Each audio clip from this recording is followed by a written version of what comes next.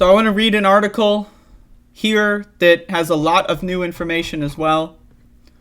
The Uvalde shooter fired outside of the school for 12 minutes before entering. Local residents express anger and frustration as police detail new timeline of mass shooting. So this is going to showcase a lot more of the police incompetence and negligence in this article. Local residents voiced anger Thursday about the time it took to end the mass shooting at an elementary school here, as police laid out a fresh timeline that showed the gunman entering the building unobstructed after lingering outside for 12 minutes firing shots. So 12 minutes, there are security teams that were theoretically engaging with him. He didn't get in, right? I don't know, reinforce some doors, maybe tell everyone that there's a mass shooter, maybe evacuate the school on the opposite side of the school. Victor Escalante, a regional director for the Texas Department of Public Safety, gave a new timeline of how the now deceased gunman, 18-year-old Salvador Ramos, walked into the Robb Elementary School, barricading himself in the classroom and killed 19 children and 2 teachers.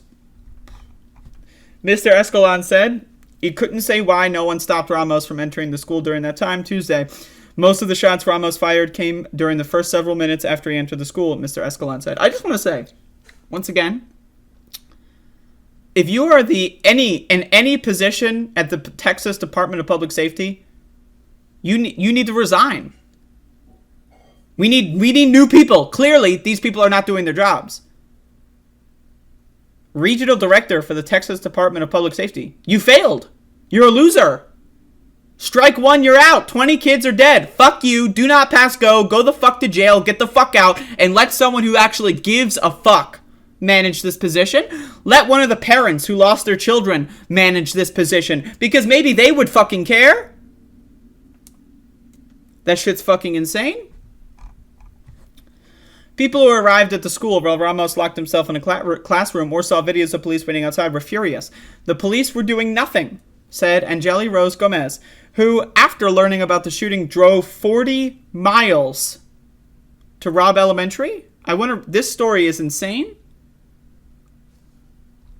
This story, I need you to, brace for impact, put your seatbelt on. This fucking shit is crazy. After learning of the shooting, drove 40 miles. 40 miles. Now, I would assume she maybe, right, breaking a little bit of the speed limits. But 40 miles is a long time. 40 miles is a long fucking time. It takes a long time to drive 40 miles. Doesn't matter what speed you're going. Doesn't matter if you're going 200 miles per hour. It's going to take you a really hefty amount of time to get 40 miles, to drive 40 miles, where her children are in 2nd and 3rd grade. They were just standing outside the fence. They weren't going in there or running anywhere. Mr. Escalante said officers inside the school were evacuating students and school employees from the premises, as well as calling for backup. There's a lot going on. Now, again, if your first instinct is to defend the police in action, again, do not pass go. Get the fuck out. Resign. Get the fuck out. Department of Public Safety officials previously said an armed school officer confronted Ramos as he arrived at the school. Mr. Escalante said Thursday that information was incorrect and no one encountered Ramos as he arrived at the school. There was not an officer readily available and armed. So, at first, there's 2 security guards that just happened to get shot. Oh, we're useless. Then there was 1 security guard who got shot. Oh, I'm useless. And now there's none? What?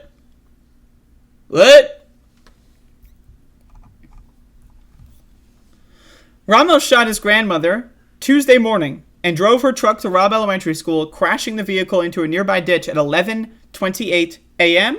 Now, again, I want to remind everyone, the shooter was pronounced dead at 1:06 p.m.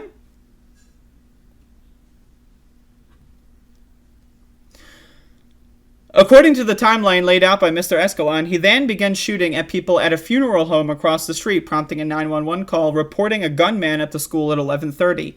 Ramos climbed a chain-link fence about 8 feet high on school grounds and began firing before walking inside, unimpeded at 11:40. The first police arrived at the scene at 11:44. So again, were there security guards? The security plan says that there are security guards. The first reports say that there are security guards. Now all of a sudden they cease to exist. And they arrived at 11:44 and exchanged gunfire with Ramos, who locked himself in a 4th grade classroom. There he killed the students and teachers.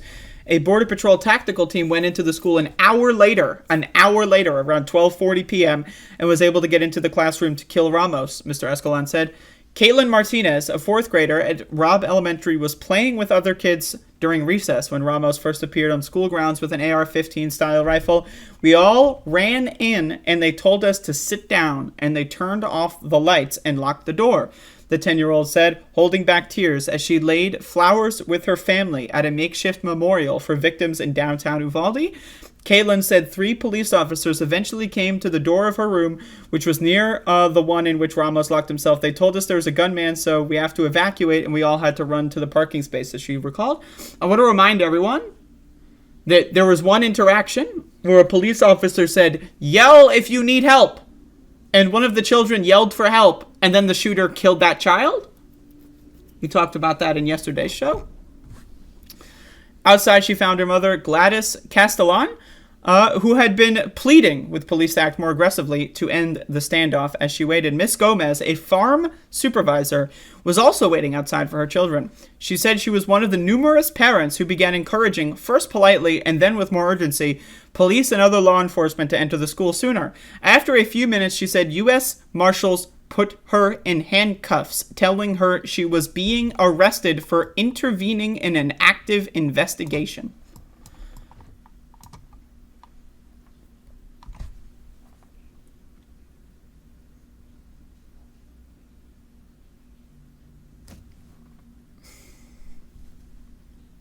The cops were more concerned with beating the fucking shit out of parents who had their kids dying in the school than they were to actually deal with the fact that there's a fucking shooter at the school. It's insane. It's insane. That's insane. Like, again, these people deserve way more than prison. These people deserve way more than life in prison. Prison, for these people,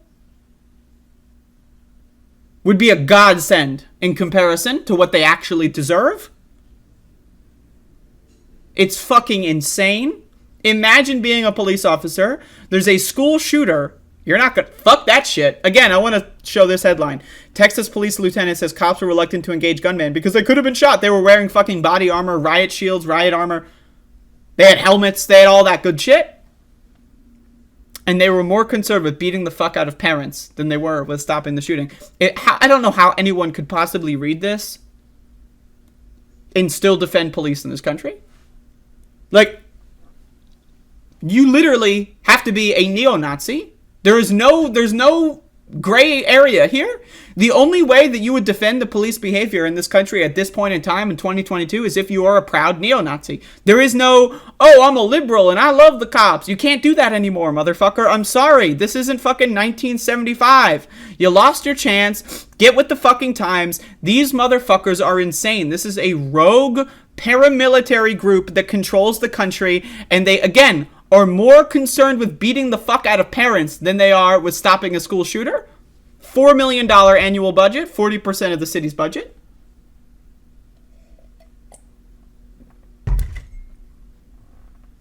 But it gets worse. Ms. Gomez said she convinced local Uvalde police officers whom she knew to persuade the marshals to set her free. A spokesman for the U.S. Marshal Service said deputy marshals never placed anyone in handcuffs while securing Robb Elementary's perimeter. Our deputy marshals maintained order and peace in the midst of grief-stricken community that was gathering around the school. So I just want to say, who would you trust more? A parent whose children may be getting slaughtered and who's trying to go in and save them? Or the U.S. Marshals Deputy Marshal man, spokesperson man? Who is more trustworthy? Now again, I want to remind everyone, police are trained to lie. They lie all the time. That is their job. Their job is not to lie only if it's convenient. Their job is to lie as the default. They lie as the default. That is what they are trained and taught to tell the opposite of the truth at every turn. So if the cop says, we didn't do that to anybody, and a mother says, they fucking handcuffed me,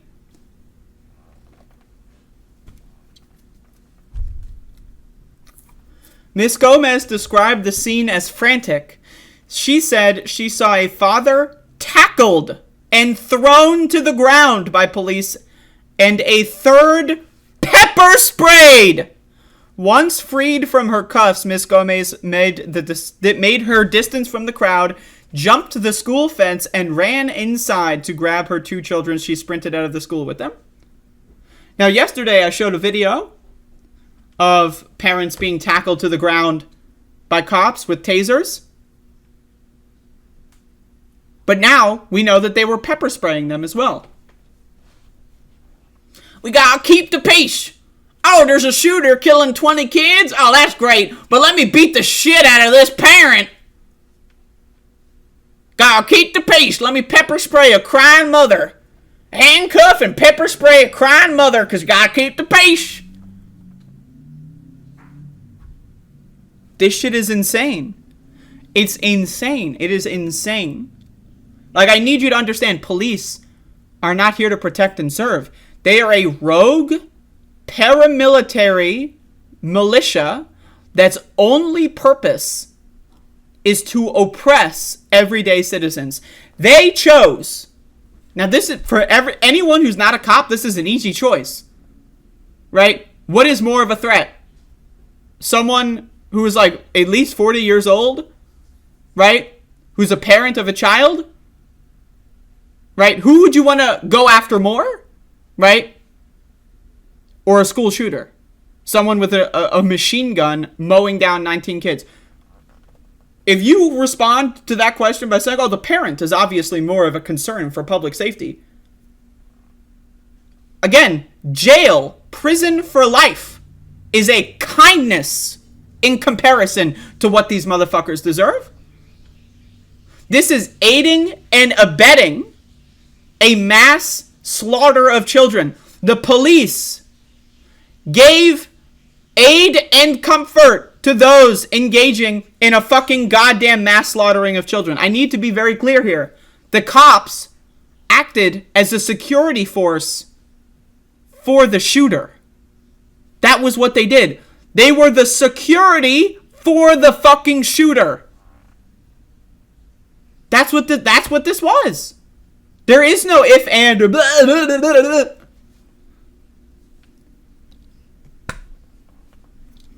It's insane. I need to... She saw a father tackled and thrown to the ground by police and a third pepper sprayed?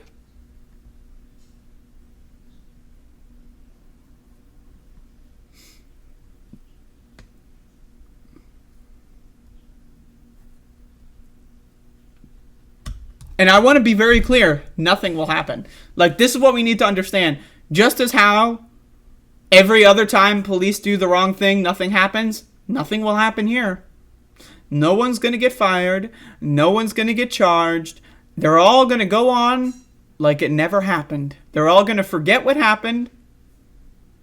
They're all going to act like it never happened. And then they're going to go fuck some other people up. Videos circulated on social media Wednesday and Thursday of frantic family members trying to access Robb Elementary as the attack was unfolding. Some of them yelling at police who blocked them from entering. Shoot him or something. A woman's voice can be heard yelling on a video before a man is heard saying about the officers, they're all just fucking parked outside, dude. They need to go in there? The videos were collected by Storyful, a social media research company owned by News Corp. Okay. Bob Estrada lives directly across the street from the school, which his grandson attends. The 77-year-old said he and his wife walked outside when they heard gunshots and were confused why the police who arrived didn't immediately enter.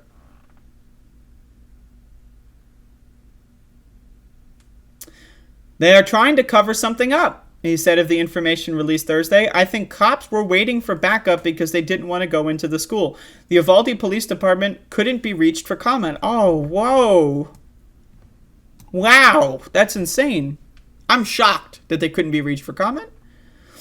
Asked at the press conference why law enforcement weren't able to respond to the initial 12 minutes Ramos was outside the school, Mr. Escalante said that he was part of the investigation. Our job is to report the facts and have answers. We're not there yet. It shouldn't be hard to just release all the body camera footage. It shouldn't be hard to just release all the scanner radio chatter. What do you mean we don't have the facts yet? What? What does that mean? We're not there yet. That means they're still trying to get their story straight. That means they're trying to figure out what the best way to lie is. Mr. Escalante also said police aren't sure how Ramos was able to enter the school building. We will find out more about why it was unlocked. Or maybe it was locked. But right now, it appears that it was unlocked.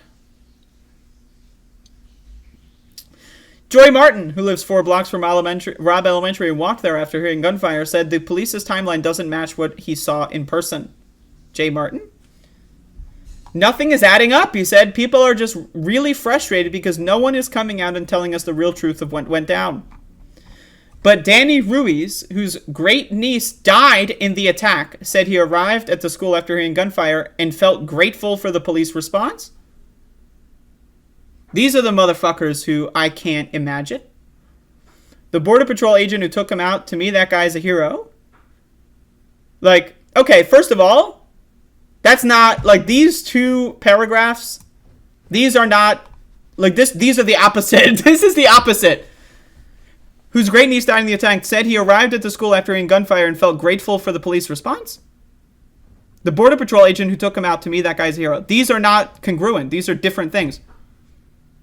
You can praise the fact that one cop eventually did something.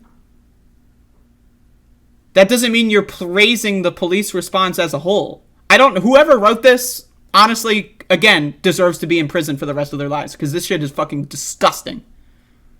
Yeah, sure. An hour and a half or so after the school shooting started, someone finally did something. I'm glad that they chose to do that, right? They could have waited even longer. But that does not mean that the overall police response was good. And again, that is not what this quote even says. This quote is taken out of context. I can imagine. I've been in the news before. When I was doing a lot of protesting last year, I had been in the news several times and done several interviews, probably well over a dozen. I was interviewed by news people, and every time I would check the article, they would take me and quote me out of context. Like, I would say something like, I think all the cops here are, like a waste of, I'm like, all the cops here are a waste of resources, and then something, and then they would quote, like, local protester Andrea Rovenski praised police response to the, and I'm like, what the fuck? That's not what I said. So I can imagine that this is not even remotely what Mr. Ruiz is saying. And the media is just like, hey, let's just pretend anyway. It's close enough. So I just want to be clear, like, I'm not sending any hate on Danny Ruiz, but I'm sending hate on the media for just lying about this. Grateful for the police response. That's just not true. Like, they're trying to both sides it, so they're just making it up out of thin air. Oh, well, obviously one side, 99% of all, like 100% of all the facts say that this is horrible. But let's just conjure something out of the nothing verse to pretend as if there's both sides. Media does this all the time. After the confrontation at the school ended with Ramos dead, school buses began to arrive to transport students from the school. According to Miss Gomez, she saw the police use a taser on a local father who approached the bus to collect his child. This is insane. So, keep in mind, the shooting is over now. The shooter is dead. And a parent who doesn't even know if their child is alive is going to look for their child and they get tased. What? Okay, again, what the fuck? Okay, the shooter's already dead! And yet they're still tasing parents for just wanting to know if their kid was in the fucking death toll or not. It's insane. They didn't do that to the shooter, but they did that to us. That's how it felt, Miss Gomez said. That's insane. It's insane. Like, every detail that comes out is more and more insane than the previous. It's fucking crazy. It's crazy. It's again, life in prison would be a blessing in comparison to what these people deserve. Thursday's expressions of frustration came after more than 1,000 people from this grieving city gathered Wednesday night for a prayer vigil. God is here with us tonight, blah, blah, blah. Fuck God. That shit's fucking stupid. God obviously is not here with you tonight. Shut the fuck up. Local residents packed the stands, spilled into the aisles, and stood on the dirt. Rodeo floor where the ministers preached. Yeah, fuck these people. President Biden and First Lady Jill Biden will travel to Uvalde on Sunday to grieve with the community. Now, I want to say this. That is very important to put into perspective here. Joe Biden and First Lady Jill Biden will go to Uvalde. But also, I want to tease another thing I'm going to say. White House sidesteps questions about police response to Texas shooting. So, Joe Biden has said here he has the utmost respect for men and women of law enforcement. So, Joe Biden is going to go there to praise the law enforcement response.